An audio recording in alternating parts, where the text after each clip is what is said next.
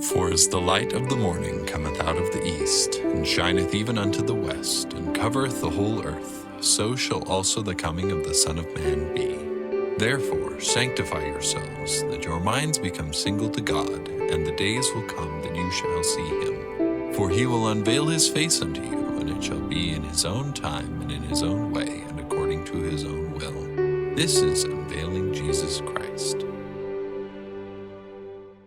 Hello, and welcome to another podcast on Unveiling Jesus Christ. I'm John Cassanet. My last podcast concluded with the transition verse in Revelation 8, verse 13, between the first four trumpet plagues and the start of the three woes. This same verse was also the last verse in Revelation 8. So today we begin a whole new chapter in the book of Revelation, that is chapter 9, and we begin with the fifth trumpet plague, which is also known as the First Woe. We'll be looking at the first part of verse 1 in Revelation chapter 9. Since we're moving into chapter 9 and a whole new series of woes, this podcast will be a little bit of an overview of the forest, and next time we'll start looking a little bit more at the individual trees in detail. For the nutshell version of this podcast, you can check out section 109 in my book. So let's take a look at the first part of Revelation 9:1, which states, quote, "And the fifth angel sounded, and I saw a star fall from heaven unto the earth." Close quote. That's what we're going to be looking at today. Now, this sounds a little bit like the third trumpet plague, where a star fell to the earth with the nickname of wormwood. My podcast on December 18, 2024, talked about this third trumpet plague and noted the differences between the actual star with the nickname of wormwood in Revelation 8 and this fallen star here in Revelation 9. So if you were listening attentively then, you already know who this star is, meaning the star here in chapter 9. And I do mean who rather than what.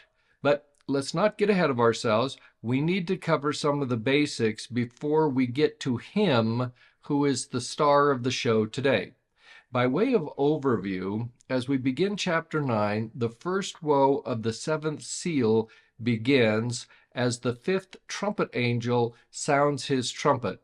During the first woe, we will be reacquainted with the unembodied spirits that followed Satan in the premortal existence. They will be given incredible power on the earth. It's no surprise to us that they already do have great power, and they have had that power since the time of the physical creation. But here, as we begin the first woe, their powers are going to increase rather dramatically. They, of course, have had power, as explained by Bruce R. McConkie, saying, "The devil is not dead. Lucifer lives as surely as God does. He slays other, but has not himself been slain. His influence covers the earth, and has done so since the fall of man. The war that began in heaven is continuing here among mortals, and up to this point, most of the victories have been won by the enemy of all righteousness." Close quote. Harold B. Lee has likewise said, "Some have seen his satanic majesty in his spiritual form, in bodily shape like a man. Some have seen individuals who have been possessed of evil spirits. Others there are who have felt the awful influence of his hellish suggestions. All of you have known individuals who, because of their own sins, are in his power and subject to his will. Make no mistake about his reality as a personality, although he is not possessed of a physical body. Since the beginning of time, he, with his hosts, who are likewise beings in spiritual form, have waged relentless war to destroy the free agency of man and to lead captive as many as would not hearken unto the voice of the Lord, as revealed in the teachings of the gospel." Close quote. Satan's purpose on earth since the beginning at the time of the physical creation has been to torment unrepentant people and make misery their doom. Joseph Fielding McConkie described the work of Satan on earth saying, quote, "The devil's obsession is to thwart the work of God, to deceive and to blind men, and to lead them captive at his will, to make all men miserable like unto himself, to make war with the saints of God and encompass them round about, to seal us his, to have all power over us." In a vision, Enoch saw that when Satan had temporarily succeeded in the days of Noah, he looked up and laughed, and his angels rejoiced. Satan looked up to mock God and rejoiced in his power. The devil does have power within limits. Close quote. Brother McConkie's comments about limits is an important concept as we become familiar with the First Woe. We'll be talking about Satan's controlled power on earth, and it's going to sound a lot like its uncontrolled power, but in reality, it's about additional power that Satan receives during the First Woe that still has its limits. The prophet Joseph Smith once said that, quote, "Wicked spirits have their bounds, limits, and laws by which they are governed or controlled, and know their future destiny. Hence, those who were in the maniac said to our Savior, 'Art thou come to torment us before the time?' And when Satan presented himself before the Lord among the sons of God, he said that he came from going to and fro in the earth and from wandering up and down in it. And he is emphatically called the prince of the power of the air. And it is very evident that they possess a power that none but those who have the priesthood can control. Satan has sought to make mankind miserable like himself since the time he spiritually fell during the grand council in heaven, as recorded by John in Revelation chapter 12, verse 4. It's also recorded in 2 Nephi 2, verses 17 through 18 and 27, which states in more detail that an angel of God, according to that which is written, had fallen from heaven. Wherefore he became a devil, having sought that which was evil before God. And because he had fallen from heaven, and had become miserable forever, he sought also the misery of all mankind. Wherefore he seeketh that all men might be miserable like unto himself." Close quote. Kent Jackson adds some context to these verses in 2 Nephi, saying, quote, "And because Satan had fallen from heaven and had become miserable forever, he sought also the misery of mankind. This obsession drives his perverse cruelty and his insatiable appetite for human sorrow. For he seeketh that all men might be miserable like unto himself." Close quote. Now, when you look at the cruelty that exists in this world, you probably wonder how this can be. When you start to think about these premortal spirits that fell with Lucifer, who have the desire to make all men miserable as themselves, suddenly you begin to realize that the apples do not fall far from the tree. Lucifer, or Satan, is the spiritual father of all the unembodied spirits who followed him from the premortal existence and were ultimately cast out. We accept that Satan has a desire for our misery. Why should his followers have a different mindset? Particularly because in our fallen and telestial state, we are naturally subject to the temptations of Satan. We learn in the Book of Mormon, from the Book of Mosiah in chapter 319, the natural man is an enemy to God.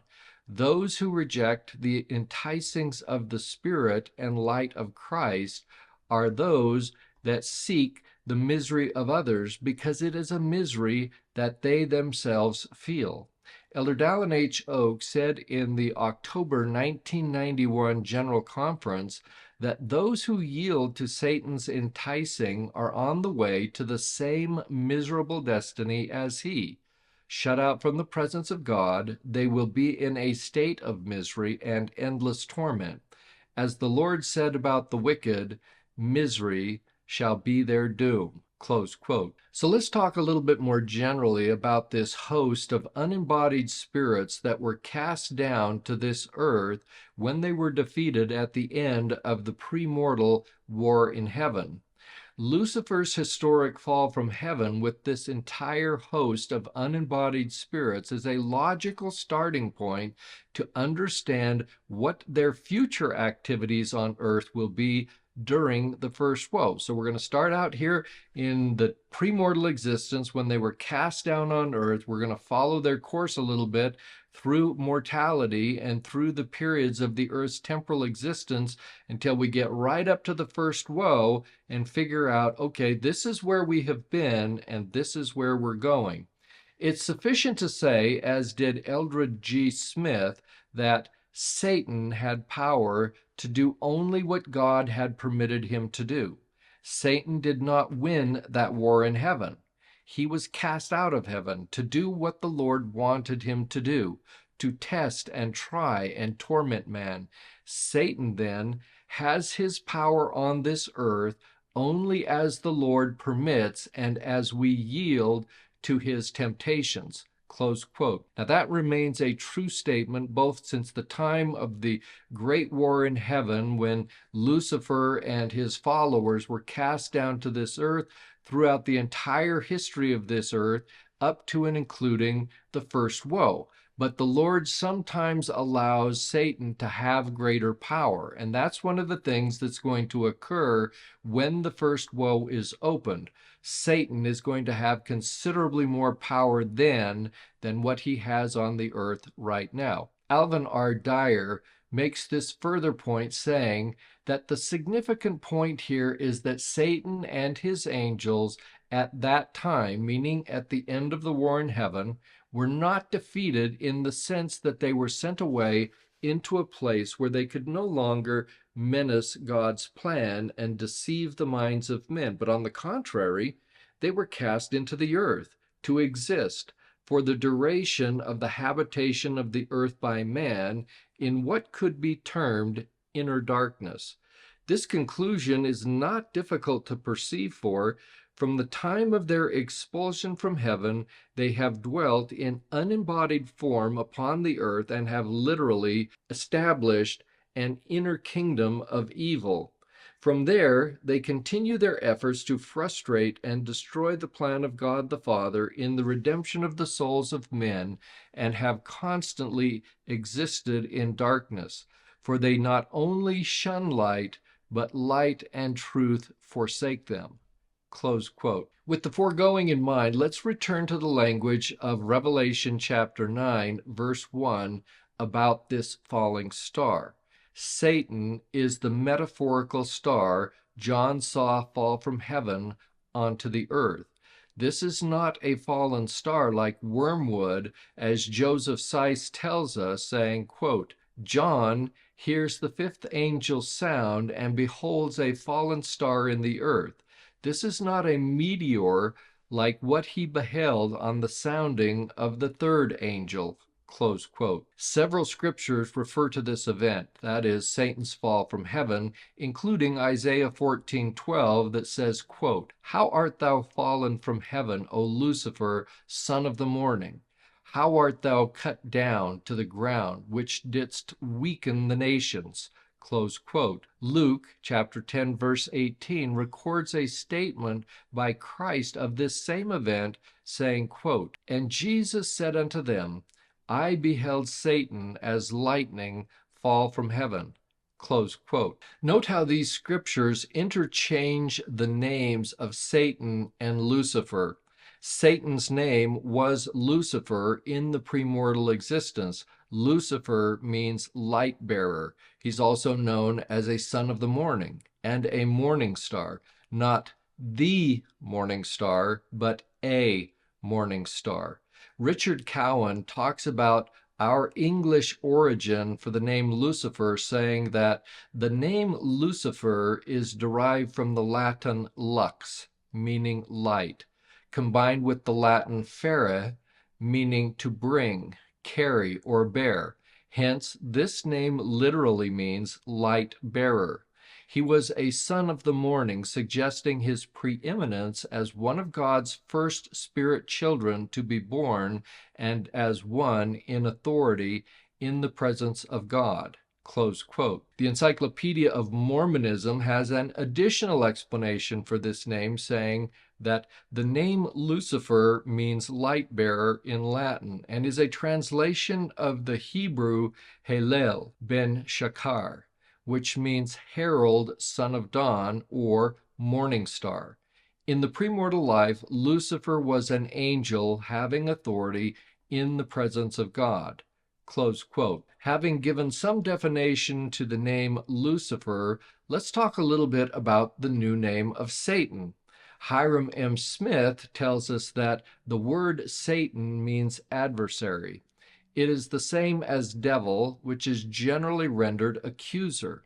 Satan is also known as the evil one, angel of the bottomless pit, the prince of this world, the prince of the power of the air, the god of this world, Apollyon, Abaddon, Belial, Beelzebub, etc.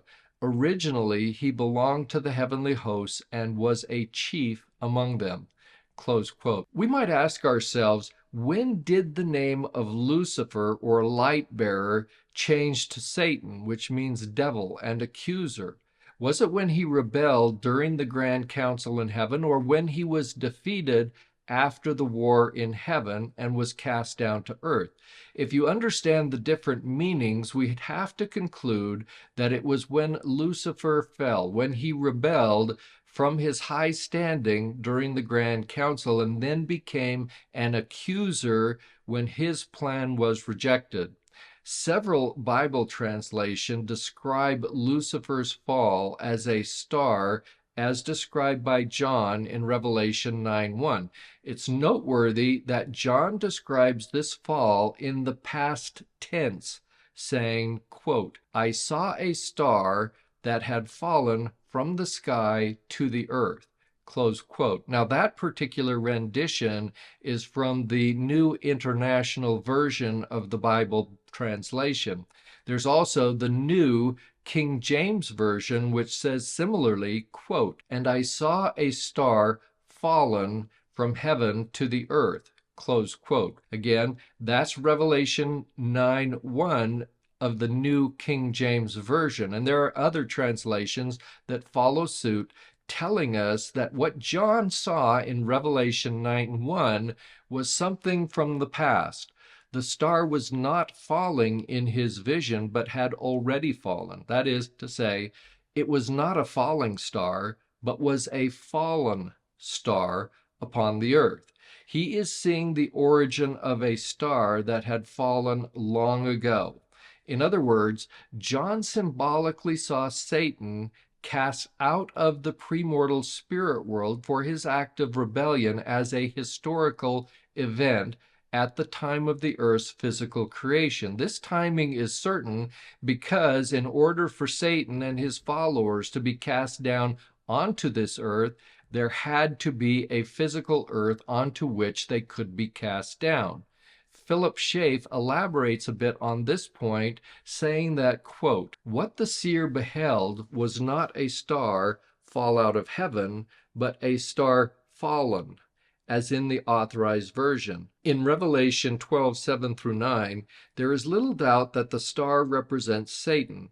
There, his expulsion from heaven; here, his condition after he is expelled. This conclusion is confirmed by the fact that it is everywhere the manner of St. John to present evil as the direct counterpart of good. Christ is the morning star. Satan is the star fallen. Close quote. Dennis Largy describes Satan's fall, saying, quote, "Fundamental to Latter-day Saint theology is the doctrine that Satan fell from heaven in the premortal world for seeking to exalt himself and take glory to himself alone, contrary to the will of God. This doctrine is well supported as Satan's primordial ambitions are rehearsed in the verses 13-14. Because Satan rebelled and was cast out, he seeks now that all might become miserable like unto himself. Close quote. Obviously, when Satan fell from heaven and was cast out, 1/3 of the unembodied spirits that went along with him also fell with him. Brigham Young tells us that is the situation of the spirits that were sent to the earth when the revolt took place in heaven, when Lucifer, the son of the morning, was cast out. Where did he go? He came here, and 1/3 part of the spirits in heaven came with him. Do you suppose that 1/3 part of all beings that existed in eternity came with him? No, but 1/3 part of the spirits that were begotten and organized and brought forth to become tenants of fleshly bodies to dwell upon this earth. They forsook Jesus Christ, the rightful heir, and joined with Lucifer, the son of the morning, and came to this earth. They got here first. As soon as Mother Eve made her appearance in the Garden of Eden, the devil was on hand. Close quote. So who are these 1/3 that were cast down with Satan? Brigham Young tells us, of course, that it's not 1/3 of the entirety of all God's spirit children, but 1/3 of those who followed Satan, who were appointed or otherwise designated to have their earthly abode on this particular planet and world. So who are they? They are personal beings in form and shape of physical humans, but they possess only spirit bodies, and that will be their condition forever. They are sentient beings who retain their knowledge of premortality. We know this because when they encountered Jesus Christ on several different occasions, they obviously recognized the Savior, asking him, "What have we to do with thee? Art thou come to torment us before the time?" This also indicates that they understood perfectly the plan of salvation and how the coming of Christ and his future victory over them at the second coming was going to be the death knell to their plans. These are also rebellious and malignant, deadly spirits. Paul refers to them as principalities and powers against whom we wrestle. They are those who create this spiritual wickedness in high places. They follow their wicked natures hardened by their condition. And what is their condition? They're spiritually dead. Not dead spirits, for a spirit can never die, but they are spiritually dead, meaning they are barred forever from the presence and influence of God. They are a demonic army of seducing spirits on earth. They began as, and still are, spirit children of heavenly parents. They are our spirit brothers and sisters. They are 1/3 of God's spirit children. And remember, this is a qualitative number, not necessarily a quantitative number. It means essentially that there is a lot of them, millions on this earth. And we'll talk about them some more in future podcasts, as well as their number on other worlds. We refer to these unembodied spirits as those who kept not their first estate. This language comes from Jude chapter 1, verse 6, saying, quote, "And the angels which kept not their first estate, but left their own habitation, he hath reserved in everlasting chains under darkness unto the judgment of the great day." Close quote. This means essentially they will never be born with a physical body. They are doomed to a life as a spirit in outer darkness. They are fallen angels called sons of perdition. James Talmage explains their name, saying that we learn of another class of souls whose sins are such as to place them beyond the present possibility of repentance and salvation. These are called sons of perdition, children of the fallen angel who was once a son of the morning, Lucifer, now Satan, or perdition. Close quote. Perdition is another name for Satan. It means utter loss and destruction.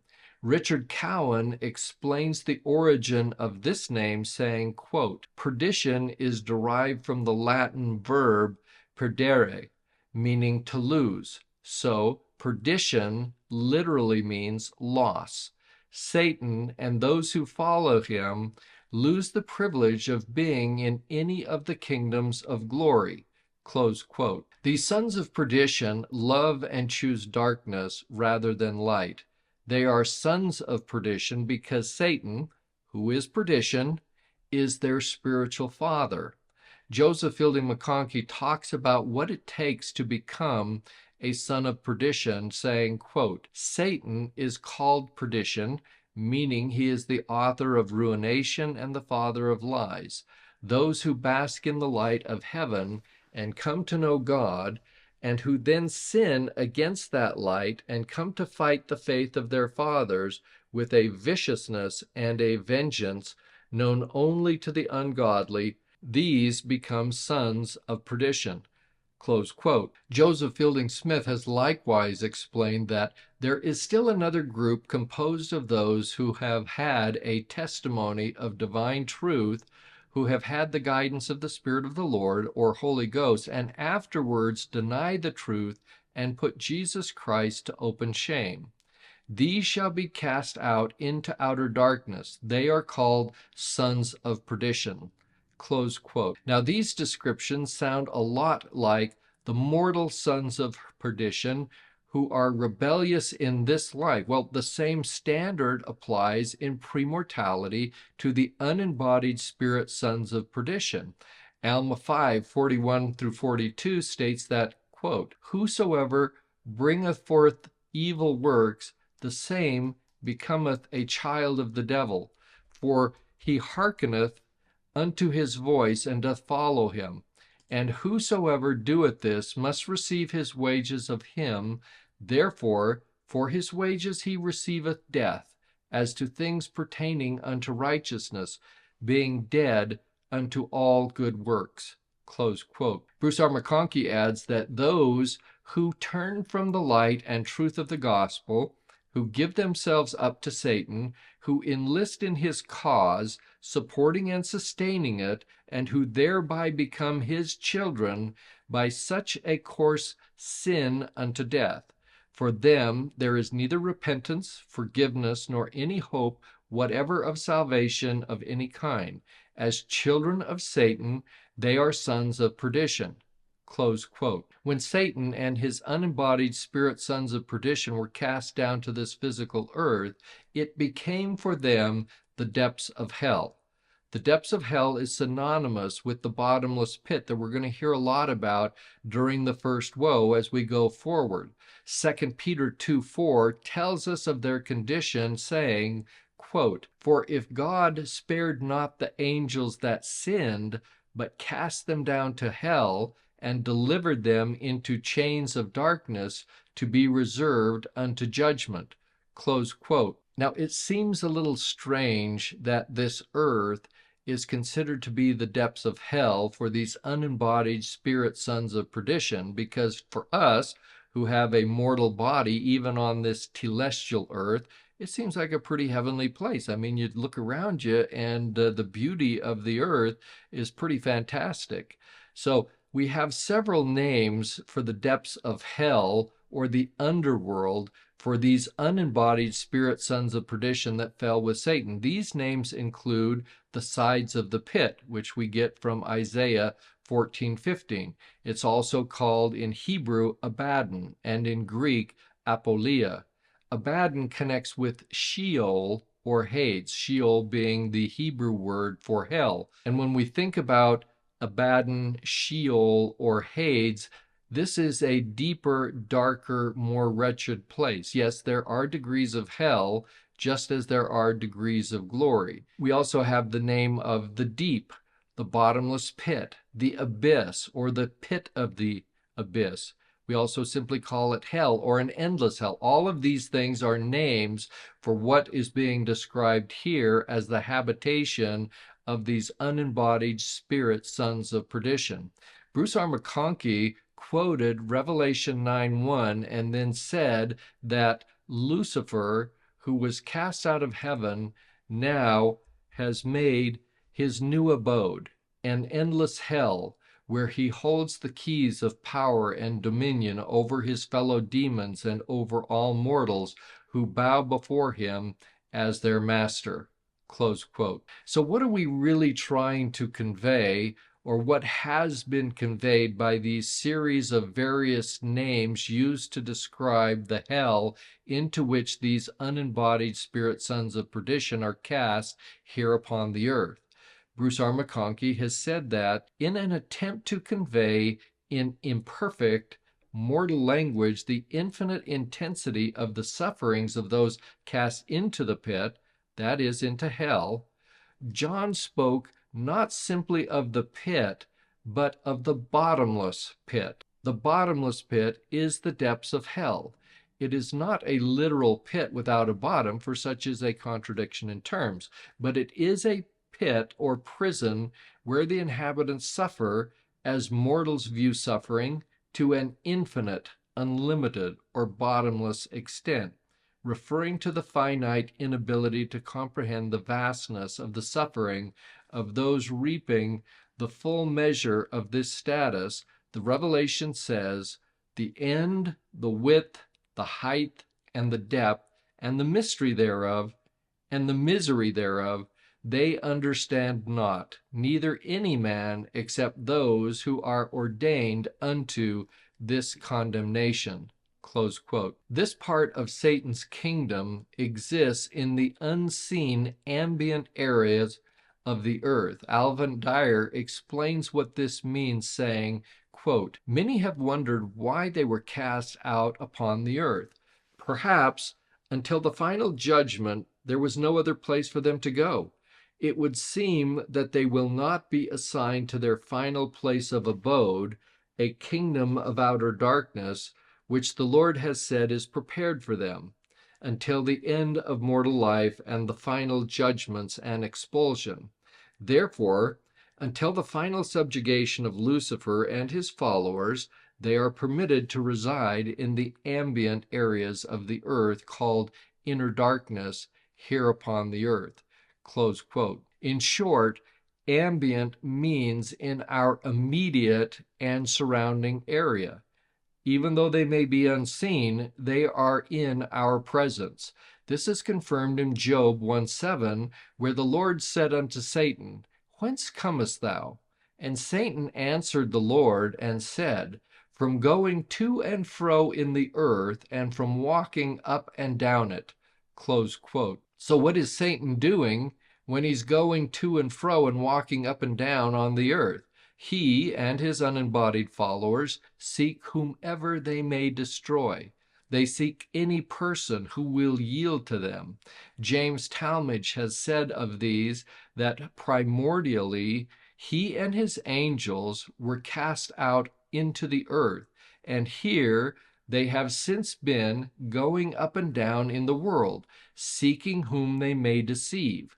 Close quote. So recognizing that Satan's abode is in the ambient areas of this earth, and that he was cast out into this bottomless pit, the abyss, hell, Hades, Sheol, or whatever you want to call Satan's abode or habitation on the earth, it's important to observe that in the early 1800s, Thomas Cook, a reformist, explains the context of Revelation 9:1, saying, quote, the abyss or bottomless pit is explained in this prophecy itself to be that place where the devil and Satan are shut up, that they should not deceive the nations, referring to chapter 20, verses 1 and 3 in the book of Revelation. The abyss seems also to have been used in the same sense, when the devils besought Christ that he would not command them to go out into the deep, and Grotius observes that this abyss is the same with what St. Peter calls hell or Tartarus in 2 Peter 2:4. Now this prison of Satan and of his angels, by a righteous judgment of God, is permitted to be opened. Close quote. That's what's going to happen when we open the bottomless pit with the start of the first woe, or the sounding of the fifth trumpet plague. The bottomless pit is the seat of Satan's throne. Here, Satan rules as a king over all his unembodied evil spirit followers, and he directs their hellish activities on earth. Now, if you question the reality of their existence and evil presence on the earth, consider this firsthand experience of Heber C. Kimball from a journal entry that he made on Sunday, July 30, 1837, saying, quote, Elder Isaac Russell came up to the third story where Elder Hyde and myself, that is Heber C. Kimball, were sleeping and called out, Brother Kimball, I want you should get up and pray for me that I may be delivered from the evil spirits that are tormenting me to such a degree that I feel I cannot live long unless I obtain relief. We laid hands on him, I being mouth, and prayed that the Lord would have mercy on him and rebuke the devil. While thus engaged, I was struck with the great force by some invisible power and fell senseless on the floor. We could distinctly see the evil spirits who foamed and gnashed their teeth at us. They came towards us like armies rushing to battle. They appeared to be men of full stature, possessing every form and feature of men in the flesh who were angry and desperate. I learned the power of the adversary, his enmity against the servants of God. I got some understanding of the invisible world. We distinctly heard those spirits talk and express their wrath and hellish designs against us. Close quote. From this account, it's pretty obvious that Satan and his unembodied followers have been empowered to test and to tempt and torment mankind on the earth. The Lord permits this to test our faith. Remember, there must needs be an opposition in all things. And I always say there must needs be an equal opposition in all things. And this is illustrated by the words of John Taylor, who said that for 8 years after the birth of a child, it is free from the power of temptation, and Satan, God restrains the power of Satan, forbids him to exercise it over the tender child. And so, in like manner, did he restrain the power of Satan in the early days of this church, so that there was a limit to its exercise over the church in its weak condition.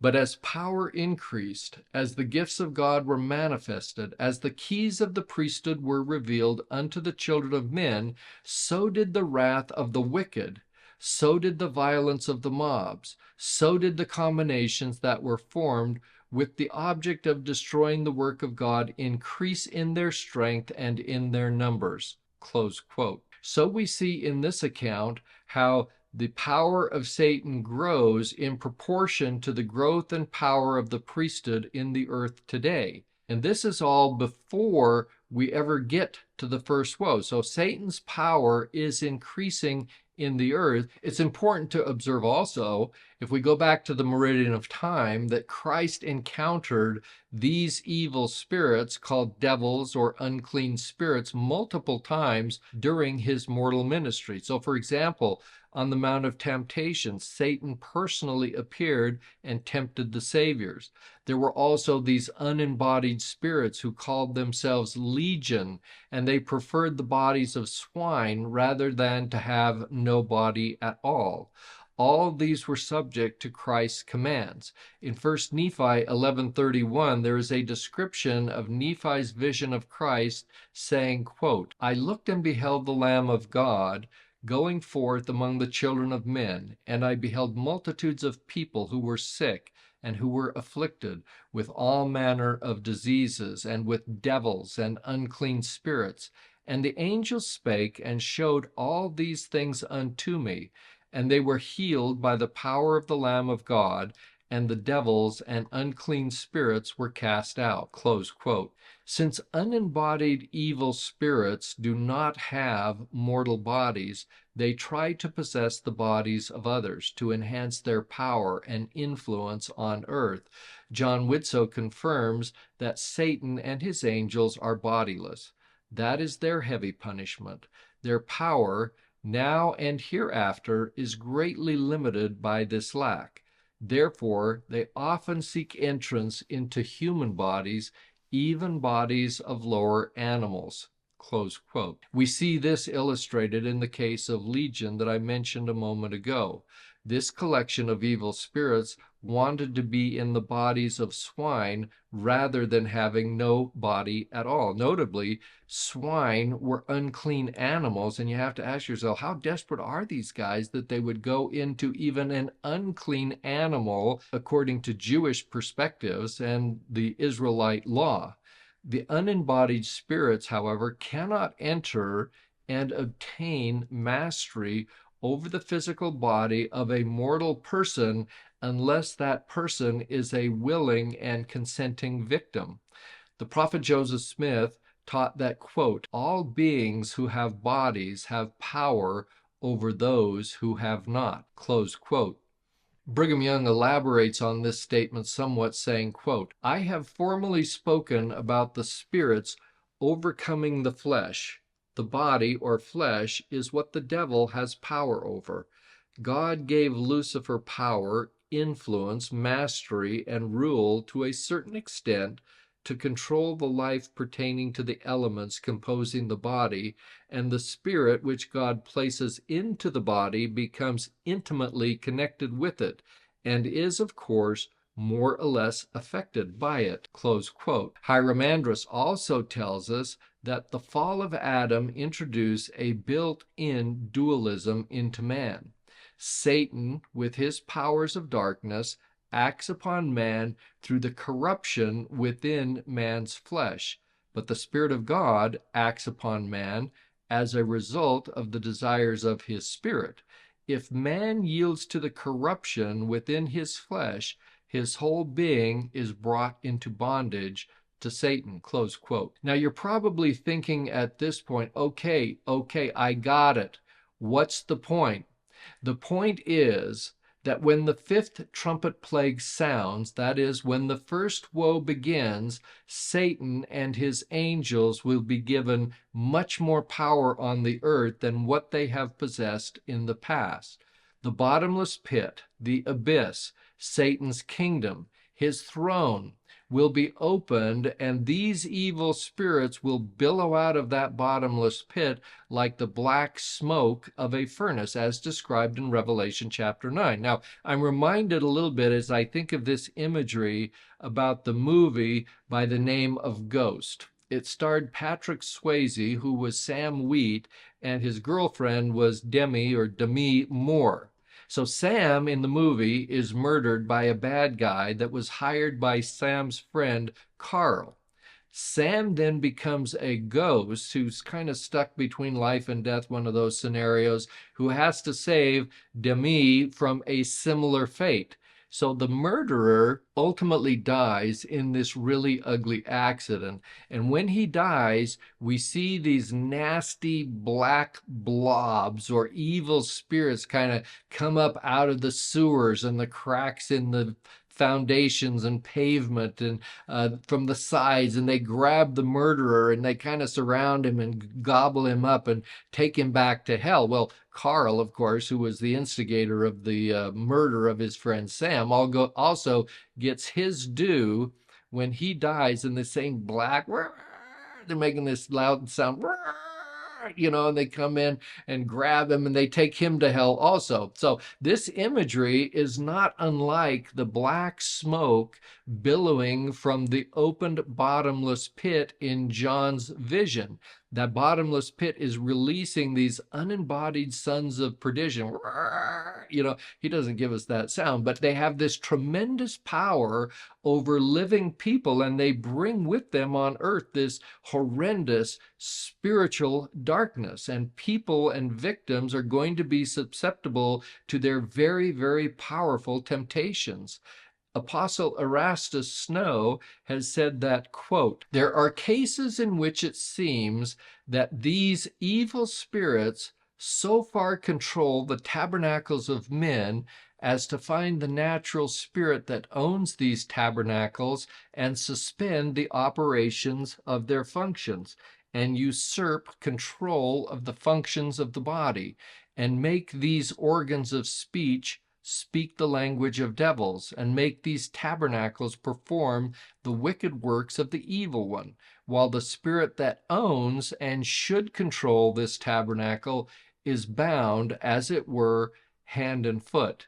Close quote. Now, let's return for a moment to the movie Ghost, which also starred Whoopi Goldberg, who got an Academy Award for her role as Oda Mae Brown. Now, I'm not a big fan of Whoopi, but I really liked her in Ghost. She plays a psychic who can conjure up spirits of the dead, and sometimes these spirits of the dead crawl inside of her body and take control of her voice and her mannerisms. You know, I'm kind of thinking they might have gotten this plot as part of the movie from the description given by Erastus Snow. Consider also this statement from the Encyclopedia of Mormonism, which says, quote, "Sin sets up dispositions in the sinner that empower Satan to control the sinner's thoughts and behavior by means of temptation. As this happens, the individual still possesses agency in name, but his capacity to exercise it is abridged. In this sense, to misuse one's agency is to lose that agency. Evil, when listened to, begins to rule and overrule the spirit that God has placed within man.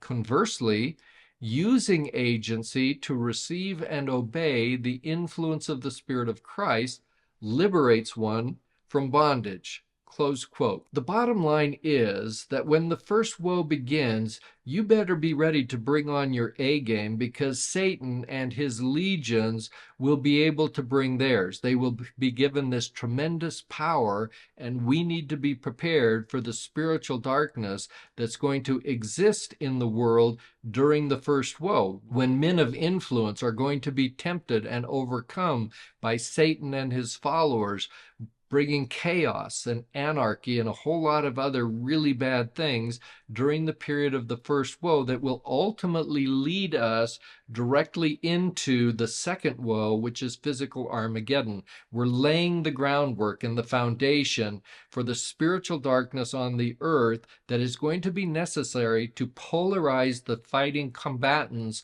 who will be engaged in the physical battle of Armageddon. Now, historically speaking, unembodied spirits on the earth have had relatively limited powers. Joseph Fielding Smith has said that, quote, "Satan for 6,000 years has ruled and reigned upon the greater part of this earth. This rule has been, of course, through the hearts of those willing to serve him.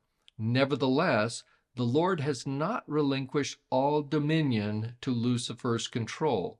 The hand of the Almighty has been over all nations to limit them in their exercise of power, to turn them as he willed, to bring to pass his everlasting purposes." Close quote. Needless to say, the wickedness that we now observe in these last days leads us to conclude that there are more consenting victims to Satan's temptations. And when you couple that with the opening of the bottomless pit, which of course is a symbolic pseudonym that means Satan's unembodied army will be given this great power and influence, so much so that when they emerge, along with the existence of these many consenting victims, it's a recipe for disaster. It is a perfect storm of evil unleashed on earth. It is a time of great spiritual darkness.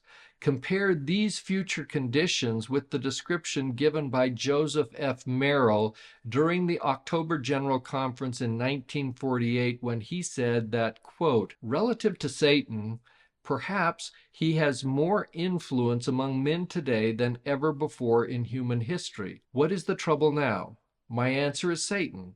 I think the leaders of certain nations who have a voice in making treaties are in the power of Satan, and Satan does not want peace. The more trouble, fighting, and wickedness in the world, the more Satan laughs. How childish, weak, and stupid many of us are. we yield more or less readily to our destroyer, both in matters that affect us in person and in mass. The law of the jungle rules in government circles. Close quote. Now, that was a statement made by one of the general authorities of the church in 1948. Now, I didn't come along for another decade. I was born in 1958, but I have to believe that his influence now is much greater than it was even in 1948. And I don't think anyone seriously doubts that. So what's going to happen when the bottomless pit is open sometime in our near future during the first woe, when Satan's power will dramatically increase? We know this because this is what is depicted by the images of locusts released from the bottomless pit in Revelation 9:3. Their enhanced powers will continue to grow until the second coming, when they will ultimately be defeated during spiritual Armageddon. Now remember, I have spoken at various times of both a physical Armageddon and a spiritual Armageddon, and I hope you now begin to see why both must exist in the cleansing process of the earth. So first of all, during the first woe, we're going to find that this bottomless pit is opened so that the power of evil spirits will become rampant on the earth. But what goes up must come down. That is, what is loosed from the bottomless pit on earth during the first woe must at some point be gotten rid of to cleanse the earth. It's not enough that we kill all the bad guys on earth in physical Armageddon. We also have to get rid of all these evil spirits, those that have been present from the very creation of this earth and have had power throughout this earth's temporal existence, and those who will be unleashed with even greater power at the time of the first woe. We got to get rid of these guys. We have to get rid of the power of these evil spirits. Hence, the need for a spiritual Armageddon, which John describes in Revelation chapter 16, verses 13 and 14, saying, quote, "And I saw 3 unclean spirits like frogs come out of the mouth of the dragon, and out of the mouth of the beast, and out of the mouth of the false prophet. For they are the spirits of devils, working miracles, which go forth unto the kings of the earth and of the whole world, to gather them to battle of that great day of God Almighty." Close quote. In these verses, John is describing spiritual Armageddon, and what happens as a result of this battle is that Satan and his unembodied army of sons of perdition are going to get put back in the bottomless pit. Their power is going to be restricted, and they're going to be stuffed back into the bottomless pit for the period of 1,000 years, as described in Revelation chapter 20, verses 1 and 3, saying, quote, "And I saw an angel come down from heaven, having the key of the bottomless pit, and a great chain in his hand. And he laid hold on the dragon, that old serpent, which is the devil and Satan, and bound him 1,000 years, and cast him into the bottomless pit, and shut him up, and set a seal upon him, that he should deceive the nations no more, till the 1,000 years should be fulfilled." Close quote. By way of conclusion, everything that you wanted to know, and perhaps more than you wanted to know, about the power of the unembodied sons of perdition that fell to the earth with Satan has now been laid out.